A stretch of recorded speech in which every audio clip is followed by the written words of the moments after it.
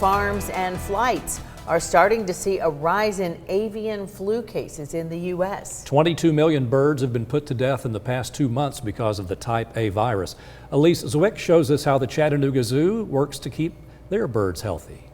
The avian flu, or bird flu, is spreading through parts of the U.S. Some strains of the virus can be transmitted from birds to humans. The Chattanooga Zoo is doing all they can to keep their flocks safe. Mostly planning for spaces off exhibit and indoors to protect them if it does get close to the zoo. Thankfully right now it is still pretty far out and away from the zoo, so we haven't needed to do much other than some additional biosecurity features. Lacey Hickel, the general curator for the Chattanooga Zoo, says some of those precautions are wearing PPE.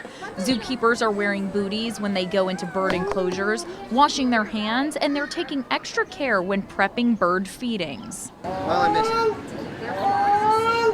Their greatest risk to them right now is, wild birds coming into their area and coming into their enclosures. So if you come to the zoo and a lot of our birds are suddenly off exhibit, it's more than likely going to be due to avian influenza getting a little closer to the zoo. Avian flu is confirmed in western Tennessee. USDA's Animal and Plant Health Inspection Service says the outbreak is worsening and 22.8 million birds have had to be put to death in the past 2 months because of the type A virus. It can impact the food supply, and we definitely want to reduce the risk of spreading it beyond the poultry farms where it's found at.